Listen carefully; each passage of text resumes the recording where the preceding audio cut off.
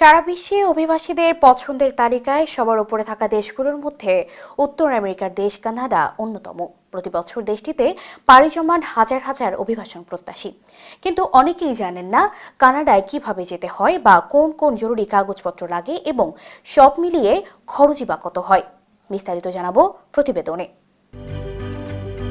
উত্তর আমেরিকার দেশ কানাডা বিশ্বের লাখ লাখ মানুষের সবচেয়ে প্রিয় গন্তব্য নিঃসন্দেহে এই দেশ।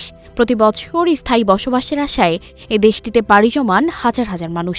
অবাক করার মতো হলেও সত্য যে দেশটির ৯৫% বেশি মানুষ অভিবাসী আর বাকি ৪.৯% মানুষ ফার্স্ট নেশন, যে কারণে কানাডাকে অভিবাসীদের দেশ বলা হয়। তবে দেশটিতে কেউ হয়তো বৈধভাবে কাজের অনুমতি পাবার আশায়, কেউ হয়তো পড়াশোনার উদ্দেশ্যে, আবার কেউ বা কেবল ভ্রমণ কিংবা চিকিৎসার জন্য গিয়ে থাকেন। স্বপ্নের এই দেশে যেতে হলে আগে ভাগেই দরকার পূর্ব প্রস্তুতি। এছাড়া কানাডা যাওয়ার যোগ্যতা সম্পর্কে রাখতে হবে সুস্পষ্ট ধারণা। অর্থনৈতিক ও প্রযুক্তিগতভাবে উন্নত দেশ হওয়ায় এই দেশে ভালো বেতনে কাজ করা যায় এবং ভালো মানের শিক্ষা অর্জন করা যায়। পাশাপাশি উন্নত চিকিৎসা ব্যবস্থা তো রয়েছেই।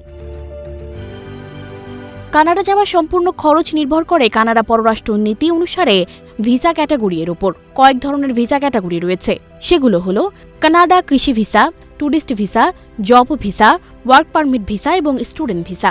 সাধারণত এসব ক্যাটাগরিতেই মানুষ সবচেয়ে বেশি কানাডা ভিসার জন্য আবেদন করে থাকে। কানাডা ট্যুরিস্ট ভিসায় যেতে আপনার খরচ হবে ৪ লাখ টাকা, স্টুডেন্ট ভিসায় ৫ লাখ, ওয়ার্ক পারমিট ভিসায় ১২ লাখ এবং কৃষি ভিসায় ৮ লাখ। তবে ডলারের মূল্য অনুযায়ী টাকার মান বাড়তে ও কমতে পারে। কানাডা যেতে হলে যেসব কাগজপত্র আবশ্যক তা হল পাসপোর্ট, ভিসা আবেদন ফর্ম, ভিসা ফি, অভিবাসন ইচ্ছাপত্র, জাতীয় পরিচয়পত্র, ইংরেজি ভাষা দক্ষতার সার্টিফিকেট। এছাড়াও পাসপোর্ট সাইজের ছবি, ব্যাংক স্টেটমেন্ট, কর্মসংস্থান সনদ, মেডিকেল সার্টিফিকেট ও সবশেষ পুলিশ ভেরিফিকেশন সনদ প্রয়োজন হয়। সানজিদা রহমান, প্রবাস খবর।